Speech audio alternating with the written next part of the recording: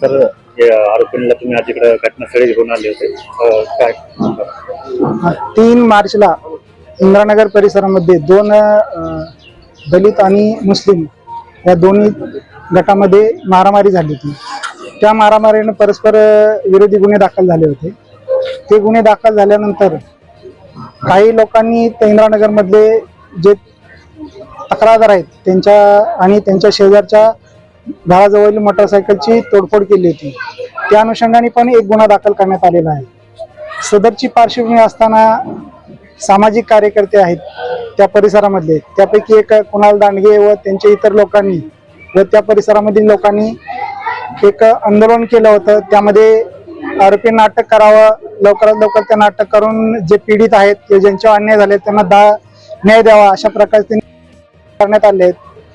परंतु तो गुन्हा घडलेला असताना सुद्धा शनिवारी 29 तारखेला रात्री 1:15 वाजण्याच्या सुमारास एक तडीपार आरोपी शेख मजर शेख गुलाब व त्याचा भाऊ शेख अफरोज शेख गुलाब यांनी एक कुणाल दांडगे म्हणून आहेत, ज्यांनी पाठीमागची जी तोडफोड झाली होती गाडीची त्याच्यामध्ये आंदोलन केलेलं होतं. तर त्यांना जाऊन आमच्या नातेवाईकावर गुन्हे दाखल केले आहेत, तू नेता बनत आहेत, तुझी नेतागिरी बाहेर काढतो, तुला मारतो असं म्हणून चाकूचा दाखवून जीव आणि धमकी दिली होती. सदर प्रकरणामध्ये कुणाल दांडगे यांच्या तक्रारीवरून गुन्हा दाखल करण्यात आले आहे आणि त्या आरोपींना दोघांना रात्री अटक केली आहे त्या गुन्ह्यामध्ये. तर त्या गुन्ह्यामध्ये त्यांना अटक केल्यानंतर जी गुन्ह्यात वापरलेला चाकू आहे तो हस्तगत करण्यासाठी आम्ही आरोपीकडे विचारपूस केली असता त्यांनी तो काढून देतो म्हणून सांगितलं व तो चाकू याच परिसरामध्ये कुठेतरी लपवून ठेवलेला आहे असं त्यांनी सांगितलं.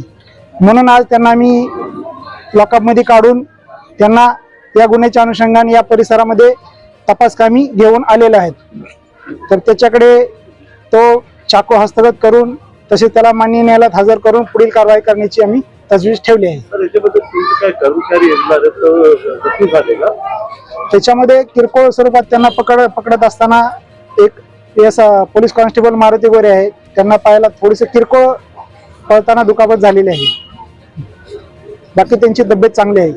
सर, नागरिकांना काय आवाहन करताना अशा प्रकारे जर तुम्ही क्राईम करत असला तर पोलीस किती सक्षम आहेत त्यांना रोखण्यासाठी? नागरिकांना आम्ही पोलीस छत्रपती संभाजीनगर पोलीस आयुक्त साहेब व आमच्या जवाहरनगर पोलीस स्टेशन तर्फे आवाहन करतो की त्यांना कोणी जरी काही त्रास देत असेल तर त्यांनी तात्काळ येऊन पोलीस स्टेशनला रिपोर्ट करावं. आम्ही त्याबद्दल त्यांच्या दिलेल्या तक्रारी तात्काळ कारवाई करून समोरच्या योग्य ती प्रतिबंधक कारवाई करणार आहोत. म्हणून कोणी घाबरून न जाता, कुणाच्याही याला बळी न पडता किंवा कोणी धमकी देत असले तर त्यांना घाबरून न जाता बिनधास्त पोलीस स्टेशनला यावं आणि तक्रारी नोंद करावी. आम्ही त्यांच्या तक्रारीवरून 100% कारवाई करू हे मी माननीय पोलीस आयुक्त व पोलीस स्टेशन जवाहरनगर यांच्यातर्फे मी आपल्याला आश्वासन देतो.